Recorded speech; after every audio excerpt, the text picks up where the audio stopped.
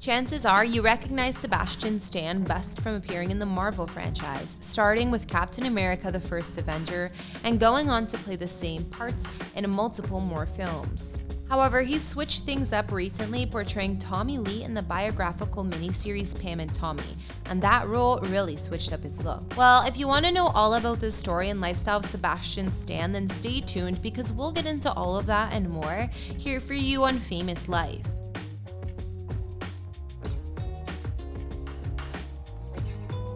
Sebastian Stan was born on August 13, 1982 in Constanta, Romania.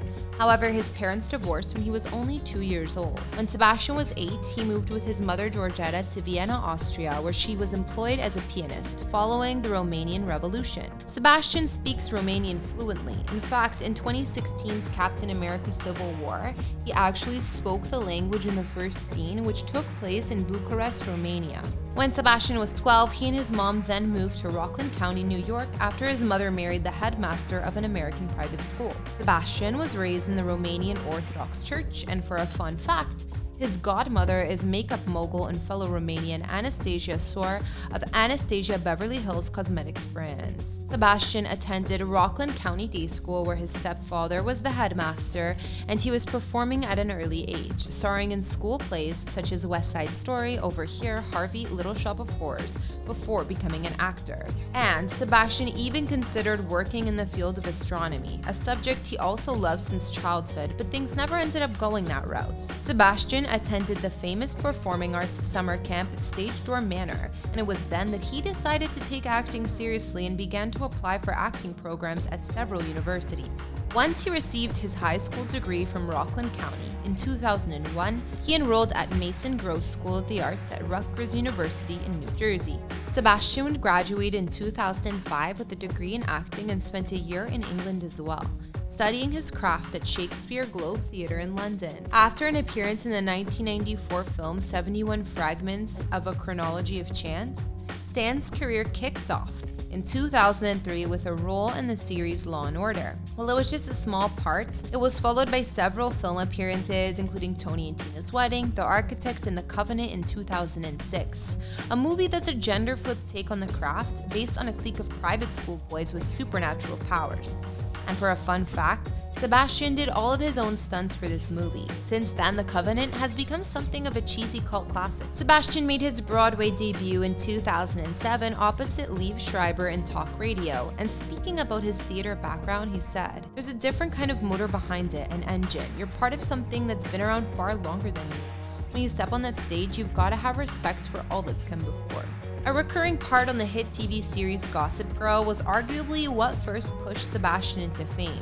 Starting in 2007, he played Carter Bazin, who vied with Nate and others for Serena van der Woodsen's affection. While their characters on Gossip Girl didn't get along, Stan actually dated his other co-star Leighton Meester, who played the role of Blair for 2 years. In 2009, Sebastian had a lead role in the series Kings as Jack Benjamin, and a year later, 2010 saw him appear in both Hot Tub Time Machine and in the ballet thriller Black Swan. Then in 2011, Sebastian took on the role that would pretty much change his life when he portrayed Bucky Barnes, Steve Rogers' best friend and sidekick in the film Captain America: The First Avenger, thus entering the Marvel Cinematic Universe. Although it was Stan's first film in the franchise, it wasn't a part of the 9-picture contract he now has with Marvel Studios.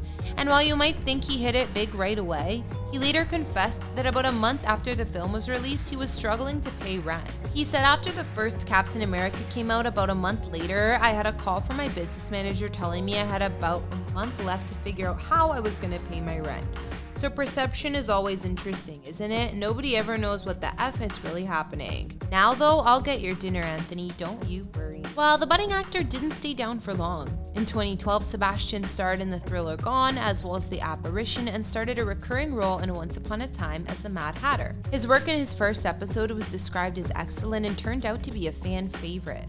So when it was reported the role would be recast for the spin-off due to Stan's commitments to Marvel, of course, fans were upset. Because of this, the character wasn't recast on the show, and the series proceeded without the character altogether. That same year, Sebastian also appeared on the miniseries Political Animals. Then came 2014 when Sebastian returned to his role of Bucky Barnes, now dubbed Winter Soldier, in the first film of his 9-movie contract with Marvel, Captain America: The Winter Soldier. In this film, Sebastian would get more of the spotlight, and a big part of his character's appeal is that even though he's antagonistic as the Winter Soldier persona, it's a result of brainwashing, and deep down, that good person is still within. The Winter Soldier has one of the most dramatic arcs of any Marvel Cinematic Universe character, facing inner turmoil and becoming a linchpin of the disagreement between Captain America and Iron Man. In 2015, Sebastian was in Ricky and the Flash, as well as the films The Martian and The Bronze.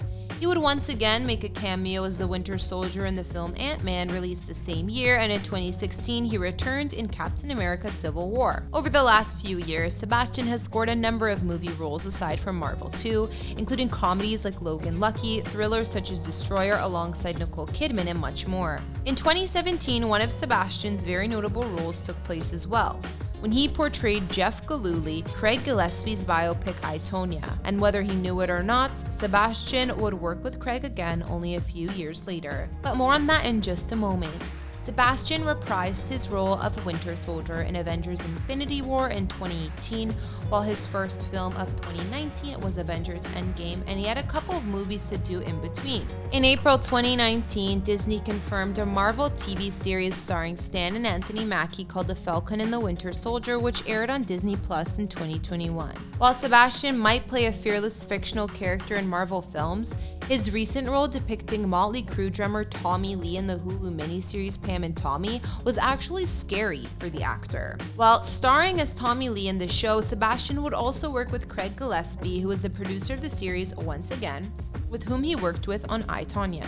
In fact, Craig thought Stan would be perfect for the role of Lee. While it was a big win for the actor, in an interview with MTV, he revealed that it was scary to become someone labeled as the greatest drummer of all time. He felt the pressure to properly depict someone who people know worldwide for their drumming prowess, not to mention Sebastian and Tommy couldn't be more different in their physical appearance.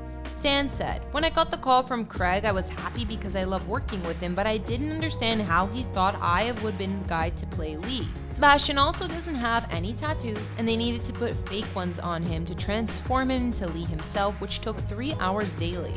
And those were just the tattoos. Sebastian also dubbed colored contacts, darker eyebrows and hair, as well as prosthetic nipples that took 45 minutes to apply, to be exact. This allowed the makeup team a place to affix Lee's nipple ring. Well, either way, it seems that it was worth it because Tommy Lee ended up approving Sebastian's portrayal of himself. A big win for the actor. In real life, a far cry away from his villainous character, Stan actually has a reputation as being an extremely nice guy. Between gifting his child co-star a gigantic teddy bear and going out of his way to run into the audience to hug a nervous fan at a Comic-Con panel, he appears to be a sweetheart. In addition to kind-hearted gestures, Stan is also incredibly charitable, being involved in multiple children's charities, one of which is No Kid Hungry, and another is Our Big Day Out, a non-profit based in Romania that helps provide children with a higher quality of life. While between his time spent in the Marvel Universe and in multiple other TV series and films, along with his versatility as an actor, which he proved in Pam and Tommy, it doesn't look like Sebastian Stan is going anywhere anytime soon. And we're looking forward to see what projects he'll be a part of coming up. Thanks for watching this video. Don't forget to subscribe to Famous Life and leave a comment for who you'd like us to feature next.